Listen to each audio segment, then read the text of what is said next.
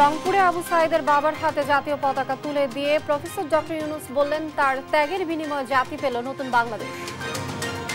ধীরে ধীরে স্বাভাবিক কার্যক্রমে ফিরছে রাজধানী সহ সারা দেশের থানাগুলো। এখনো কাটেনি শঙ্কা, নিয়ন্ত্রণে মাঠে সেনা ও বিজিবি। চাঁপাইনবাবগঞ্জ ইউপি চেয়ারম্যানের বিরুদ্ধে চাঁদাবাজির অভিযোগ, অস্বীকার অভিযুক্তের কঠোর ব্যবস্থার আশ্বাস।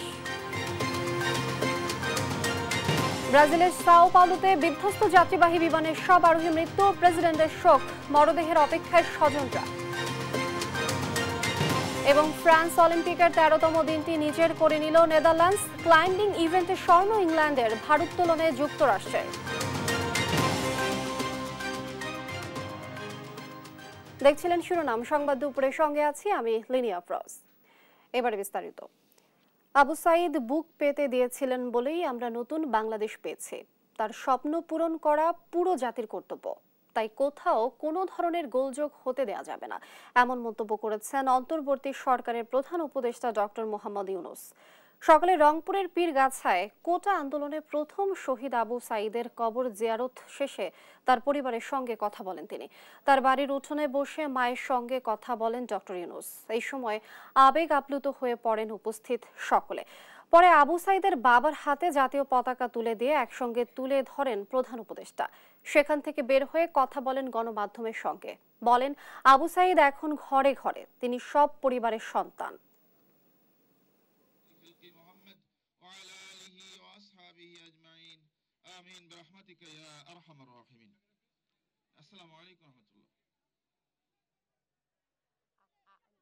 এটা একটা ঘটনা যে গ্রামের মধ্যে এসছে, এটা বিষয় না। বিষয়টা হলো, এই জায়গাটা হলো এটা মহাকাব্যের জায়গা। মহাকাব্যের যে বীর গাথা শোনেন, এই ভাই ধাক্কা দিয়েন না, বীর গাথার যে বীর থাকে, প্লিজ ধাক্কা দিয়েন না, প্লিজ। তাকে আপনি কবরটা ভেঙে ফেলতেছেন তো, আপনার নিউজ বেশি জরুরি না, কবরটা বেশি জরুরি। এটা নিয়ে যুগে যুগে লেখালেখি হবে, স্মরণ করবে এই লোককে। এই যে এখানে মাটির তলে শুয়ে আছে, সেই সারা জাতির জন্য, ন্যায়ের জন্য, মুক্তির জন্য বুক খুলে দাঁড়িয়েছে। ছবি দেখলে বিশ্বাস করা যায় না যে একটা মানুষ, একটা ছেলে বন্দুকের সামনে হাত উঠাইয়া দাঁড়াইয়া আছে। মারেন, গুলি করছে, একটু টল টল করছে, আবার ধরছে, তারপর আরেক গুলি। এই সেই লোক। কাজে এটাকে ভোলার শুধু এখানে পীরগঞ্জের বিষয় না, এটা বাংলাদেশের বিষয় না, সারা দুনিয়ার বিষয়। যে কাজটা সে করেছে, এটা নিয়ে যুগ যুগান্তরে কবিতা হবে, উপন্যাস হবে, নাটক হবে, মানুষ স্মরণ করবে তাকে। এই সে লোক এখানে শুয়ে আছে আজকে। আমাদের কাজ হলো যে স্বপ্নের পেছনে দাঁড়িয়ে সে বুক পেতে দিয়েছিল, সেই স্বপ্নকে বাস্তবায়ন। এটি আমরা সারা জাতির একটা কর্তব্য। আমরা শুধু এখানে এসে কবর জিয়ারত করলাম, চলে গেলাম, তা না। এটা সারা জাতিকে আমরা বলতে চাই, যে লক্ষ্য নিয়ে এই বুক পেতে দিয়েছিল, যার কারণে কোটি কোটি ছেলে মেয়ে সামনে দাঁড়িয়ে, বন্দুকের সামনে দাঁড়িয়ে গেছে, ভয় পায় না। এই যেহেতু পথ দেখিয়ে গেছে, আজকে আমরা সেই কারণে নতুন বাংলাদেশ পেলাম। এই নতুন বাংলাদেশ গড়ার দায়িত্ব এখন আমাদের। তার কথা স্মরণ হবে এই কাজটা করার মতো। কাজে আমাদেরকে সেই কাজটা যেন আমরা করব।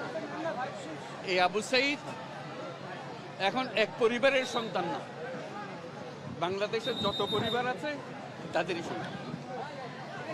এবং তারা অধিকার তাকায় থাকবে, যারা ছোট ছেলে মেয়ে বড় হবে, তারা স্কুলে পড়বে, আবু সাঈদের কথা নিজে নিজে প্রস্তুতি হবে, আমিও ন্যায়ের জন্য লড়ব, আমিও বুক পেতে দেব। সেই হলো এই আবু সাঈদ।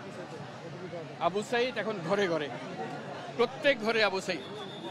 এবং বাংলাদেশের যত পরিবার আছে সব পরিবারের সন্তান। এবং বাংলাদেশে এখানে জাতি ধর্ম নির্বিশেষে সবারই সন্তান। এখানে হিন্দু পরিবার হোক, মুসলমান পরিবার হোক, বৌদ্ধ পরিবার হোক, সবার ঘরের সন্তান এই আবু সাঈদ। কাজেই আপনারা খেয়াল রাখবেন যে কোথাও কোনো গোলযোগ যেন না হয়, কেউ ধর্ম নিয়ে কথাবার্তা না বলে, কারণ আমরা এই মাটিরই সন্তান, সবাই আবু সাঈদ। কাজে এদের সন্তানদের রক্ষা করা জাতি ধর্ম নির্বিশেষে এটা আমাদের এখন কর্তব্য। আমরা যেন এটা নিশ্চিত করে সামনে গিয়ে দাঁড়াই। আবু সাঈদ যেরকম দাঁড়িয়েছে আমাদেরকে ওরকম দাঁড়াতে হবে। যারা পার্থক্য করে যে এরকম সন্তান ওরকম না, আমরা সবাই বাংলাদেশি, আমরা বাংলাদেশেরই সন্তান। আবু সাঈদের মা সবার মা এবং সবার মা আবু সাঈদের মা। কাজে তাকে রক্ষা করতে হবে, তাদের বোনদের রক্ষা করতে হবে, তাদের ছেলে ভাইদের রক্ষা করতে হবে, সবাই মিলে করে। এটা এক বাংলাদেশ, দুই বাংলাদেশ নেই এখানে, এটা আবু সাঈদের বাংলাদেশ। এই আবু সাঈদের বাংলাদেশে কোনো ভেদাভেদ নেই। কাজে আপনাদের কাছে অনুরোধ, যে যেখানে আছেন ওই আবু সাঈদের বা যারা যারা আছে যেখানে আছে তাদেরকে রক্ষা করুন, কোনো রকম গোলযোগ হতে দেবেন না। আজকে যে আসলাম এখানে এটা স্মরণ করেন, আমরা যাতে এটা বাস্তবায়ন করতে পারি। আপনাদেরকে সবাইকে সালাম দেওয়া। আসসালামু আলাইকুম।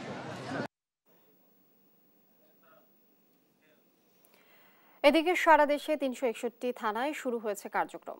কাজে যোগদানের সময় অনেক পুলিশ সদস্যকে ফুল দিয়ে বরণ করে নিতে দেখা যায়। জননিরাপত্তায় দ্রুত পুরোদমে কাজ শুরুর কথা জানান তারা। এরই মধ্যে সাধারণ ডায়েরির মাধ্যমে শুরু হয়েছে কার্যক্রম। সহকর্মীদের পাঠানো তথ্যচিত্রে টুম্পা আফরোজের ডেস্ক রিপোর্ট। সারা দেশে একের পর এক সচল হচ্ছে থানা পুলিশিং কার্যক্রম। বিকেলে ময়মনসিংহের কোতোয়ালি মডেল থানায় গিয়ে দেখা যায় বেশ কয়েকজন সেবা প্রার্থী থানায় এসে সেবা নিচ্ছেন। সাধারণ মানুষের জানমাল রক্ষায় দ্রুতই পুরোদমে কাজ শুরুর কথা জানান পুলিশ কর্মকর্তারা। কিছুক্ষণ হইল থানায় আসলাম, আইসা দেখলাম যে পুলিশ এখনো ড্রেস করে নাই, সেনাবাহিনীর গাড়ি আসছে, সেনাবাহিনীর লোকজন আসছে। আশা করা যায় তারা আশ্বস্ত করছে আমাদের কার্যক্রম শুরু করবে ইনশাল্লাহ। 3 দিন পর লক্ষ্মীপুর সদর, চন্দ্রগঞ্জ ও রামগতি থানায় কর্মস্থলে যোগ দেন পুলিশ সদস্যরা। এ সময় তাদের ফুল দিয়ে বরণ করে নিতে দেখা যায়। একটি স্বার্থান্বেষী মহল জেলার পরিবেশ নষ্ট করছে উল্লেখ করে পুলিশ সুপার জানান, দ্রুত পরিস্থিতি স্বাভাবিকে কাজ করছেন তারা।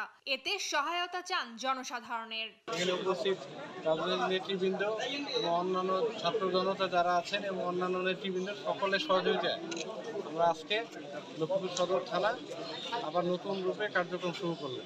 পুড়ে যাওয়া জয়পুরহাট থানায় দুপুর থেকে পুলিশের কার্যক্রম শুরু হয়। পরে ডিসি, এসপি ও সেনা সদস্যরা থানা পরিদর্শন করেন। এ সময় থানায় আসা ভুক্তভোগীদের সাধারণ ডায়েরি নেওয়ার মাধ্যমে শুরু হয় কার্যক্রম। আইন শৃঙ্খলা পরিস্থিতি নিয়ন্ত্রণে পুলিশের ভূমিকা অত্যাবশ্যকীয় জানিয়ে দ্রুত পরিস্থিতি নিয়ন্ত্রণে কাজ করার কথা জানান জেলা প্রশাসক। এখন আমাদের প্রথম দায়িত্ব হচ্ছে যে মানুষের মনে শৃঙ্খলা, মানুষের মনে এই আতঙ্ক দূর করা, যে সরকার পাশে আছে এবং পুলিশিং অ্যাক্টিভিটিস ছাড়া কিন্তু আসলে আইন শৃঙ্খলা রক্ষা করা একেবারেই অসম্ভব। তো আমরা সীমিত পরিসরে আজকে কাজ শুরু করেছি, সেনাবাহিনী আমাদেরকে সহায়তা করছে। টুম্পা আফরোজ, নিউজ ডেস্ক, দেশ টিভি। মিরপুরের শাহ আলী মার্কেটে অভিযান চালাচ্ছে ভোক্তা অধিদপ্তর। আরো জানাতে সেখান থেকে যুক্ত হচ্ছেন সহকর্মী শাহাদাত নিশাদ। এই যে অভিযান শুরু হলো, অভিযানে কোন কোন বিষয়গুলো দেখা হচ্ছে, কাউকে জরিমানা বা কোনো শাস্তি দেয়া হয়েছে কিনা সে বিষয়টি জানাবেন। জি ধন্যবাদ। আপনি যেমনটি বলছিলেন, আমরা এই মুহূর্তে আছি মিরপুর শাহ আলী মার্কেটে এবং সেখানের যে বিষয়টি ভোক্তা অধিকার অভিযান চলছে এবং যে অভিযানের মূল যে কারণটি আসলে আমরা দেখেছি, যখনই নতুন যে অন্তর্বর্তীকালীন সরকার শপথ গ্রহণের পর থেকে কিন্তু আমরা জিনিসপত্রের দাম কিছুটা কমতে দেখেছি এবং সেখানে আমরা দেখছি যে আসলে যে চাল, পেঁয়াজ থেকে বিভিন্ন পণ্য যেগুলো কিন্তু খুব দাম কিন্তু অনেকাংশে কমেছে। বিশেষ করে আগের মতো সেই ট্রাক ভাড়া, একই সাথে যে চাঁদাবাজির প্রভাব ছিল, সেই চাঁদাবাজির প্রভাবও কিন্তু এখন নেই। তো সে প্রেক্ষিতে কিন্তু জিনিসপত্রের দাম কিন্তু এখন অনেকাংশে কমার কথা। বিশেষ করে আমরা যদি আলুর কথা ধরি, এখানে আলু বিক্রি করা হচ্ছে 50 টাকা, অথচ অন্যান্য বিশেষ করে কারওয়ান বাজারে গতকালকেও কিন্তু আমরা দেখেছি সেখানে 47 টাকা আলু বিক্রি করেছিল এবং একই সাথে যে পেঁয়াজ যেগুলো 90 টাকার মধ্যে হওয়ার কথা, 190 থেকে 100 টাকা, অর্থাৎ দেশি পেঁয়াজ 100 টাকার মধ্যে এবং ইন্ডিয়ান পেঁয়াজ 90 টাকার মধ্যে হওয়ার কথা, সেক্ষেত্রে আমরা দেখেছি এখানে 110 টাকা বিক্রি করছে। তো এই যে বিষয়গুলো, এগুলো নিয়ে কিন্তু মূলত অভিযান করা হচ্ছে এবং সেক্ষেত্রে তারা কিন্তু তাদের যে এই কার্যক্রমে তারা কিন্তু কার্যক্রম চালিয়ে যাচ্ছে। আমরা একটু সরাসরি ভোক্তার মহাপরিচালক কথা বলছেন, আমরা একটু সরাসরি সেখানে চলে যাচ্ছি। ওনাদের কাজটা হলো যে ওনারা বিভিন্ন জায়গা থেকে এই আলু এবং পেঁয়াজগুলো সংগ্রহ করে। এইটা যদি দাম 200 টাকা হয় তাহলে ওনারা 1 টাকা আড়তদারি পায়, আর এটা যদি 30 টাকা হয় তাহলে ওই 1 টাকা আড়তদারি পায়। ওনাদের এখানে কিন্তু খুব বেশি নাই। সমস্যাটা কোথায়? সমস্যাটা হলো না, উনি নিজে বললেন বগুড়া থেকে একটা ট্রাক ভাড়া ছিল 28,000 টাকা, উনি নিজেই বললেন এখন এটি 14,000 টাকা হয়েছে। আপনি বলেন কি ট্রাক ভাড়া কত ছিল? আর এখন 28,000 টাকা, এখন 18,000 টাকা। দেখেন তাহলে ট্রাক ভাড়া অলমোস্ট অর্ধেকের জায়গায় চলে আসছে। আচ্ছা, ট্রাকের আমরা দেখতে পাচ্ছি আসলে ভোক্তার অভিযান কিন্তু ইতিমধ্যে চলা শুরু করেছে এবং বিভিন্ন যে দোকানদার রয়েছে, পাইকারি আড়তদার যারা রয়েছে তাদেরকেও কিন্তু জরিমানা করা হয়েছে। একটু আগে আমরা দেখেছি একজন আড়তদারকে 10,000 টাকা জরিমানা করেছে এবং একই সাথে যারা এভাবে দামের ঊর্ধ্বগতি করছে তাদেরকে আসলে জরিমানা করা হচ্ছে, যেন জিনিসপত্রের দাম সাধারণ মানুষের নাহাক্কালের মধ্যে থাকে। তো লিনিয়া, এই ছিল মিরপুর শাহ আলী মার্কেট থেকে আমার কাছে থাকা সবশেষ খবর। নিশাদ, অসংখ্য ধন্যবাদ আপনাকে। দর্শক, মিরপুরের শাহ আলী মার্কেটে অভিযান চালাচ্ছে ভোক্তা অধিদপ্তর। এই বিষয়ে আমরা জানছিলাম সহকর্মী নিশাদের কাছ থেকে।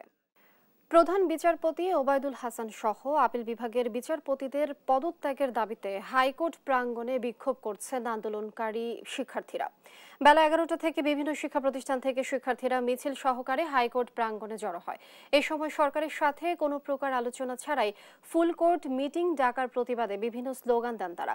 বিক্ষোভে প্রধান বিচারপতি সহ দলবাজ বিচারপতিদের বাসভবন ঘেরাও করে পদত্যাগে বাধ্য করা হবে বলে জানান শিক্ষার্থীরা। প্রধান বিচারপতি ওবায়দুল হাসান সহ আপিল বিভাগের বিচারপতিরা দুপুর 1টার মধ্যে পদত্যাগ না করলে তার পরিণতি হবে শেখ হাসিনার মতো বলে হুঁশিয়ারি দেন তারা। একটা অংশ হচ্ছে প্রধান বিচারপতি এবং অন্যান্য বিচারপতি। আমরা তাদেরকে আলটিমেটাম দিয়েছিলাম, তারা পদত্যাগ করেননি। আমরা আজকে দুপুর 1টা পর্যন্ত তাদেরকে সময় দিচ্ছি। আজকে দুপুর 1টার মধ্যে প্রধান বিচারপতি সহ অন্যান্য বিচারপতি যদি পদত্যাগ না করে তাহলে তাদেরকে আমরা গণভবনের চিত্র মনে করিয়ে দিতে চাই, তাদেরকে আমরা সংসদের চিত্র মনে করিয়ে দিতে চাই। 1টার মধ্যে যদি তারা পদত্যাগ না করে তাহলে প্রধান বিচারপতির বাসভবন ঘেরাও করা হবে। চাঁপাইনবাবগঞ্জের বারোঘড়িয়ায় ইউপি চেয়ারম্যান হারুনুর রশিদ ও ইজারাদার সাদ্দাম হোসেনের চাঁদাবাজিতে অতিষ্ঠ শতাধিক ক্ষুদ্র ব্যবসায়ী। সম্প্রতি অবৈধ দোকান উচ্ছেদের পর ব্যবসায়ীরা প্রতিবাদ জানালে চেয়ারম্যানের চাঁদাবাজির বিষয়টি নজরে আসে। তবে অভিযোগ অস্বীকার করেছেন হারুনুর রশিদ। চাঁদাবাজির বিষয়টি নজরে এসেছে জানে উপজেলা নির্বাহী কর্মকর্তা বলছেন, অভিযোগ পেলে কঠোর ব্যবস্থা নেওয়া হবে। সহকর্মী তারেক রহমানের পাঠানো তথ্যচিত্রে সালমা জাহানের ডেস্ক রিপোর্ট। একটু সুখের আশায় বাজারে 50,000 টাকা চুক্তিতে চায়ের দোকান দিয়েছিলেন রুহুল আমিন ও তার ছেলে। মাসে ভাড়া দিতেন 4,500 টাকা। কিন্তু উপজেলা প্রশাসনের হঠাৎ উচ্ছেদে সবকিছু উলটপালট হয়ে যায়। চেয়ারম্যান বলেছে যে আমি যতদিন থাকবো তোমাকে কেউ উঠাবে না, পরে কেউ আইলে সেটা আলাদা ব্যাপার। দোকান পাশে সব উঠে দিয়ে প্রত্যেকটা মানুষ আমরা মনে করেন রাতে বেচা কিনে করে কিস্তি দিই, পেটের ভাত জুটাই। আমার বাবা আর আমি এখানে 1.5 লাখ টাকা কিস্তি তুলে ঋণগ্রস্ত করে দোকান দিয়েছিলাম আমরা। চেয়ারম্যান আমার দোকানটা উঠিয়ে দিল, আমার দোকানটা যে উঠিয়ে দিল ভাই, তো আমি এখন কি করে খাবো, আমি কি করে কিস্তি চালাবো? একই অবস্থা অন্যদেরও। চটপটি কিংবা বাদাম বিক্রির জন্য হাজার হাজার টাকা দিয়েছেন ইজারাদার ও ইউপি চেয়ারম্যানকে। একবেলা দোকান বসাতেও কাউকে দিতে হয়েছেন দৈনিক 100 টাকার উপরে। এখন আয়ের পথ বন্ধ হয়, মাথায় হাত তাদের। এখন দিয়ে আপনার 120 থেকে 100 টাকা খাজনা প্রত্যেক দিনই দিতে হয়, বিক্রি হলেও দিতে হবে, না হলেও দিতে হবে। এই একটা চায়ের দোকানটা 60 টাকা খাজনা দেওয়া খুব কষ্টকর। চেয়ারম্যান টাকা নিয়ে বারবার করে যখন এবার বলছে কি পুলিশকে টাকা দিতে হবে, এবার বলছে ওকে টাকা দিতে হবে, মানুষকে যাকে তাকে মনে টাকা লাগবে, তো হিসাব টাকা লাগবে যে আমাদেরকে। সাদ্দামকে আমি যা বলবো সাদ্দামকে বলে দেবো, সাদ্দামের কাছে লেনদেন তখন এই করে দেবো, তখন বাকি আমি দেখে নেব। ইজারাদারের দাবি, ইউপি চেয়ারম্যানের চাঁদাবাজির প্রতিবাদ করাই ষড়যন্ত্র করে বাজারটি উচ্ছেদ করা হয়েছে। ইউনিয়ন কাউন্সিল থেকে টাকা বলছে এগুলো আমার ইউনিয়ন কাউন্সিলের জায়গা, এখন খাজনা ইজারাদারের খাজনা দিতে হবে না, খাজনা সব আমি নেব। আমি তখন বললাম কাউন্সিলে যে আপনি কিসের খাজনা নেবেন, আমি উপজেলা থেকে হাট কিনেছি, খাজনা নিলে আমি নেবো খাজনা। কেন্দ্র করে আপনার দেখা গেছে দোকানপাট সব উচ্ছেদ। চাঁদাবাজির অভিযোগ অস্বীকার করে ইউপি চেয়ারম্যান দোষ চাপাচ্ছেন বাজার ইজারাদারের উপর। কারোর কাছ থেকে কোনো টাকা পয়সাও কারোর মারফত দিয়ে নেওয়া হয়নি। শুনলাম যে নাকি সাদ্দামকে টাকা দিয়েছে, ইজারদারকে। তো ইজারাদার জানে আর ওই দোকানদাররা জানে। এই অবস্থায় দ্রুতই ব্যবস্থা নেওয়ার আশ্বাস দিয়েছেন উপজেলা নির্বাহী কর্মকর্তা। কেউ আমাদের কাছে লিখিত অভিযোগ করেনি, যদি আমাদের জানায় আমরা তদন্ত সাপেক্ষে ব্যবস্থা নেব। দ্রুতই এই অনিশ্চয়তার অবসান চান ব্যবসায়ীরা।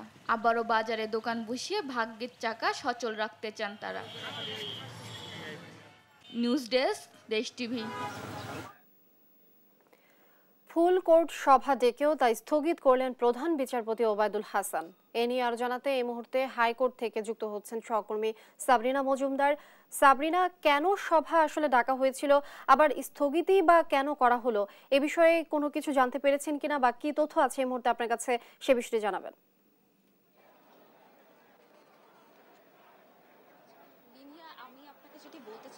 সকালবেলা কিন্তু প্রধান বিচারপতি বিভিন্ন বিচারপতিদের নিয়ে একটি সভা হওয়ার কথা ছিল, কিন্তু এরপরে কিন্তু হচ্ছে ছাত্ররা হচ্ছে একটি মিছিলের কথা বলা হয়েছে যে প্রত্যেক শিক্ষার্থীরা হাইকোর্টে বিচারপতিদের পদত্যাগের দাবিতে তারা হচ্ছে আহ্বান করেছে যে বিভিন্ন শিক্ষার্থীরা যাতে করে প্রত্যেক হাইকোর্ট এবং জেলা জজ কোর্ট বা যে কোনো জায়গায় সেখান থেকে বিচারপতিদের পদত্যাগ চায়, এবং সেটির জন্য কিন্তু আজকে সকাল 11টা থেকে হাইকোর্ট প্রাঙ্গণ একদম উত্তাল হয়ে আছে প্রধান বিচারপতিদের পদত্যাগের দাবিতে। আসলে তারা বিভিন্নভাবে স্লোগান দিয়ে তারা তাদের দাবি হচ্ছে কেন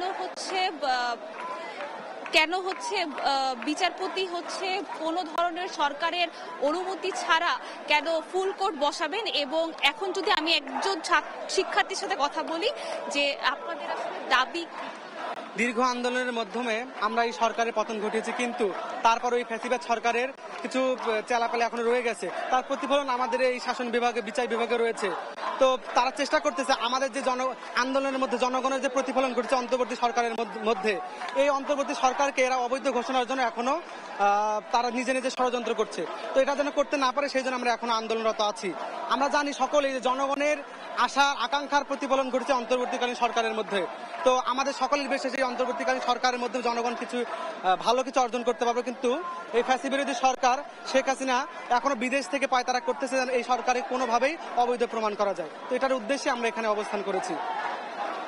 আপনি যেমনটি শুনছিলেন যে তারা কিন্তু শুধুমাত্র প্রধান বিচারপতি না, বিভিন্ন যারা বিচারপতি আছে তাদের হচ্ছে পদত্যাগ চাচ্ছে, এবং এই জন্য সকাল 11টা থেকে আমি দেখেছি যে কিছু মানুষ একত্রিত হলেও এখন কিন্তু আস্তে আস্তে হচ্ছে বিভিন্ন শিক্ষা প্রতিষ্ঠান থেকে বিভিন্ন ধরনের শিক্ষার্থীরা এখানে জড়ো হয়েছেন। এবং সকাল 11টা থেকে আমি সেনাবাহিনীকে টহল করতে দেখিনি, কিন্তু একটু আগে কিন্তু সেনাবাহিনী টহল দিতে এসেছে এবং তারা বলছেন যে হাইকোর্ট প্রাঙ্গণে যেন কোনো ভাঙচুর বা কোনো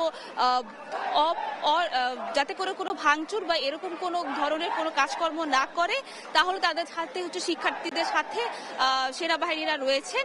এবং এখন দেখা যাচ্ছে যে সেনাবাহিনীরা হচ্ছে গাড়ি থেকে নেমে এখন কিন্তু হাইকোর্ট প্রাঙ্গণে তারা নামতে শুরু করেছেন।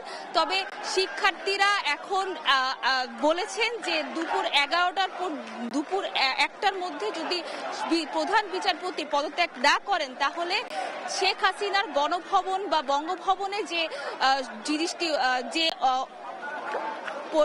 যেটি হয়েছিল সেইটির অবস্থাও হচ্ছে প্রধান বিচারপতির বাসভবন হবে, এবং দুপুর 1টার পর কিন্তু তারা প্রধান বিচারপতির বাসভবন হচ্ছে ঘেরাও করবেন, এটিও বলেছেন। এখন আমরা দেখতে পাচ্ছি যে সেনাবাহিনী যারা আছেন তারা টহলে হচ্ছে নেমেছেন এবং তারা কিন্তু তাদের কাজ খুব ভালোভাবে করছেন, এবং তারা হচ্ছে ছাত্রদের বারবার বুঝাচ্ছেন যে কোনো ধরনের এখানে যাতে ভাঙচুর বা শান্তিপূর্ণভাবে যাতে তাদের আন্দোলন হয়, তাদের কর্মসূচি যাতে শান্তিপূর্ণভাবে হয়। এবং শিক্ষার্থীরাও এখন দেখতে পাচ্ছেন যে সেনাবাহিনীর কথা মতো আস্তে আস্তে করে কিন্তু তারাও চাচ্ছেন যে শান্তিপূর্ণভাবে যাতে এই আন্দোলনটি হয়। এছাড়া এখন যে হাইকোর্টে যে জিনিসটা আমি দেখতে পাচ্ছি যে এখন কিন্তু আগে তাও কম শিক্ষার্থী ছিলেন। আরেকটি যেটি জানিয়ে দিতে চাই যে শুধুমাত্র শিক্ষার্থীরা কিন্তু এখানে নয়, এখানে কিন্তু আইনজীবীরাও সকাল 10টার দিকে কিন্তু এখানে বিক্ষোভ করেছেন। তাদেরও একটাই চাওয়া যে বিচারপতিরা যাতে পদত্যাগ করে, এবং এখানে আমরা দেখতে পাচ্ছি যে সেনাবাহিনীরা হচ্ছে শিক্ষার্থীদের সাথে হচ্ছে কথা বলছেন এবং তার এবং তারা হচ্ছে বিভিন্নভাবে বুঝাচ্ছেন এবং শিক্ষার্থীদের এখন সেনাবাহিনীর সাথে কথা বলে তারা হচ্ছে শান্তিপূর্ণভাবে আন্দোলন করবে। এই ছিল সর্বশেষ খবর হাইকোর্ট থেকে। লিনিয়া। সাবরিনা, আপনাকে ধন্যবাদ। দর্শক, ফুল কোর্ট সভা ডেকেও তাই স্থগিত করলেন প্রধান বিচারপতি ওবায়দুল হাসান। এই বিষয়ে বিস্তারিত জানাচ্ছিলেন আমাদের সহকর্মী সাবরিনা। রাষ্ট্র পরিচালনার জন্য ছাত্র জনতা বেছে নিয়েছেন নোবেল জয়ী ডক্টর মোহাম্মদ ইউনূসকে। অন্তর্বর্তীকালীন নতুন এই সরকারের কাছে রয়েছে জনগণের অনেক প্রত্যাশা। চট্টগ্রাম থেকে আরো জানাচ্ছেন সহকর্মী একেএম নাজিম। অন্তর্বর্তীকালীন সরকার গঠিত হওয়ার পর আসলে সাধারণ মানুষের প্রত্যাশা বাড়ছে, কারণ দেশের যে পরিস্থিতি, এতে করে সাধারণ যারা মানুষ রয়েছেন তারা বলছেন যে অন্তর্বর্তীকালীন সরকার গঠিত হয়েছে সে সরকারের কাছে তাদের প্রত্যাশা অনেক। এখন যত দ্রুত সম্ভব আইন শৃঙ্খলা বাহিনী যারা রয়েছেন তাদেরকে মাঠে ফিরিয়ে নিয়ে আসা, পাশাপাশি যেসব থানাগুলোতে এখনো কার্যক্রম চালু হয়নি সবগুলো থানায় যেন পুলিশি কার্যক্রম চালু হওয়া। কারণ আমরা প্রায় সময় গত কয়েকদিন রাত থেকে আমরা শুনছি নগরী সহ আশপাশের উপজেলাগুলোতে আসলে বিভিন্ন ধরনের ডাকাতি, চুরি এগুলা বেড়ে গেছে। এতে করে পুলিশের যে শূন্যতা সেটি নগরবাসী অনুভব করছেন। তাই যত দ্রুত সম্ভব আসলে পুলিশকে যেন তাদের কার্যক্রমে ফিরিয়ে নিয়ে আসা।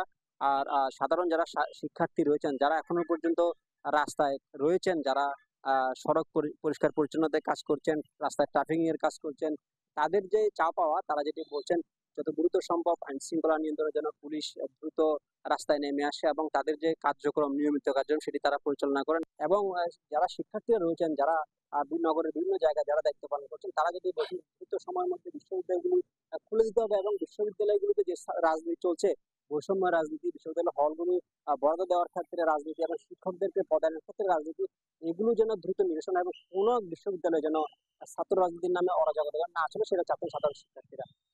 চট্টগ্রাম থেকে আমার কাছে। ব্রাজিলে উড়োজাহাজ বিধ্বস্ত হয়ে 61 আরোহী নিহত হয়েছেন। শুক্রবার দক্ষিণাঞ্চলীয় পারান রাজ্য থেকে যাত্রী নিয়ে সাও পাওলো শহরের প্রধান বিমানবন্দরে যাওয়ার পথে এ দুর্ঘটনা ঘটে। এদিকে এই ঘটনার পর থেকে বিমানবন্দরগুলোতে প্রিয়জনের মরদেহের অপেক্ষায় স্বজনরা। মর্মান্তিক এই ঘটনায় 1 মিনিট নীরবতা পালন করেছেন ব্রাজিলের প্রেসিডেন্ট লুলা ডি সিলভা। চারপাশে শুধুই ধ্বংসস্তূপের চিহ্ন, আর এর মাঝেই খোঁজা হচ্ছে পুড়ে যাওয়া মরদেহ। এ দৃশ্য ব্রাজিলের সাও পাওলো রাজ্য থেকে 80 কিলোমিটার উত্তরে বিনহেদো এলাকার। স্থানীয় সময় শুক্রবার দক্ষিণাঞ্চলীয় পারান রাজ্য থেকে 61 আরোহী নিয়ে সাও পাওলো শহরের প্রধান বিমানবন্দরে যাওয়ার পথে ভয়াবহ দুর্ঘটনার কবলে পড়ে উড়োজাহাজটি। চোখের পলকে বিধ্বস্ত হয়ে আগুন ধরে যায়। উদ্ধারকর্মীরা আসার আগেই মারা যান ভেতরে থাকা সব আরোহী। ভায়াপাস এয়ারলাইন্সের এই ফ্লাইটটির নম্বর PSVPB। তবে স্থানীয় গণমাধ্যমের বরাতে জানা যায় উড়োজাহাজটি আবাসিক এলাকায় বিধ্বস্ত হয়। একটি বড় জায়গা জুড়ে আগুন ধরে যায়। এতে স্থানীয় কারো মৃত্যু না হলেও বেশ কয়েকটি ঘরবাড়ি ব্যাপক ক্ষতিগ্রস্ত হয়েছে। প্রত্যক্ষদর্শীরা এর ভয়াবহ অভিজ্ঞতার কথা বর্ণনা করেন। উড়োজাহাজটি যখন বিধ্বস্ত হয় আমি একটু দূরে ছিলাম। আমি যা দেখেছি তা ছিল বিমানের ধ্বংসাবশেষ, পোড়া মরদেহ। এখানে আসলে কেউ বেঁচে নেই।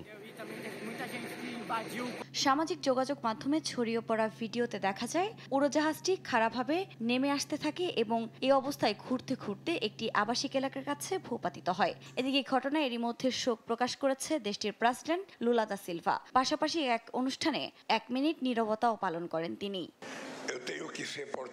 আমি চাই সবাই উঠে দাঁড়াবে যাতে আমরা 1 মিনিট নীরবতা পালন করতে পারি, কারণ একটি বিমান বিধ্বস্ত হয়েছে যেখানে আসলে কেউই বেঁচে নেই। এদিকে উড়োজাহাজ দুর্ঘটনার কারণ এখনো জানতে পারেনি কর্তৃপক্ষ। তাদের মতে এতে কোনো যান্ত্রিক ত্রুটি ছিল না, কারণ জানতে চলছে তদন্ত। তবে কর্তৃপক্ষ বলছে দুর্ঘটনার আগে উড়োজাহাজটি থেকে কোনো বিপদ সংকেত আসেনি। আফরিন মৌ, নিউজ ডেস্ক, দেশ টিভি। এবার খেলার সংবাদ।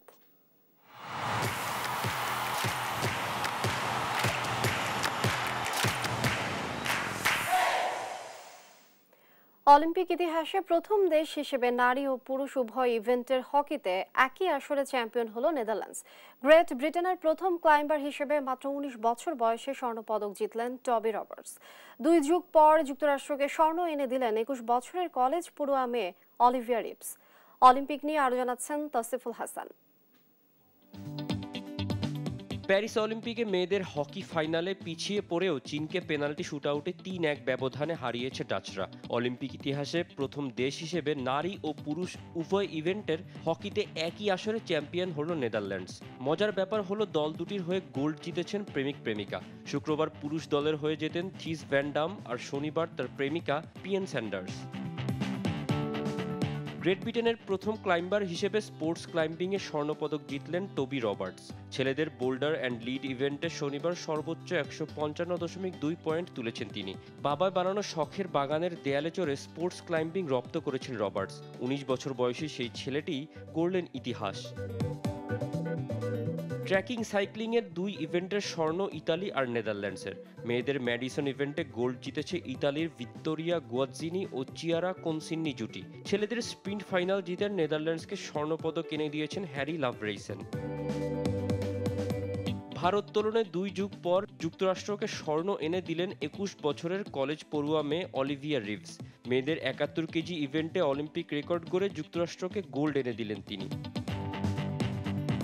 রিদমিক জিমন্যাস্টিক্সের ব্যক্তিগত অল অ্যারাউন্ড ফাইনালে স্বর্ণ জিতেছেন জার্মানির দারিয়া ভারফোলোমেভ।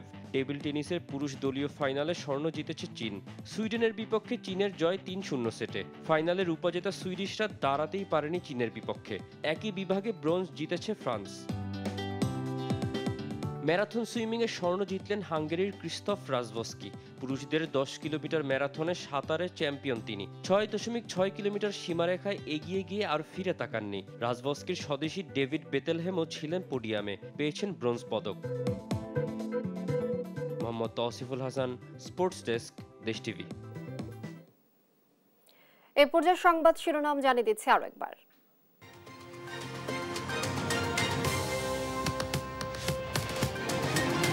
রংপুরে আবু সাইদের বাবার হাতে জাতীয় পতাকা তুলে দিয়ে প্রফেসর ডক্টর ইউনুস বললেন, তার ত্যাগের বিনিময়ে জাতি পেল নতুন বাংলাদেশ। ধীরে ধীরে স্বাভাবিক কার্যক্রমে ফিরছে রাজধানী সহ সারা দেশের থানাগুলো, এখনো কাটেনি শঙ্কা, নিয়ন্ত্রণে মাঠে সেনা ও বিজিবি। চাঁপাইনবাবগঞ্জ ইউপি চেয়ারম্যানের বিরুদ্ধে চাঁদাবাজির অভিযোগ, অস্বীকার অভিযুক্তের কঠোর ব্যবস্থার আশ্বাস। ব্রাজিলের সাও পাউলোতে বিধ্বস্ত যাত্রীবাহী বিমানের সব আরোহীর মৃত্যু, প্রেসিডেন্টের শোক, মরদেহের অপেক্ষায় স্বজনরা। এবং ফ্রান্স অলিম্পিকের ১৩তম দিনটি নিজের করে নিল নেদারল্যান্ডস। ক্লাইম্বিং ইভেন্টে স্বর্ণ ইংল্যান্ডের, ভারোত্তোলনে যুক্তরাষ্ট্রের।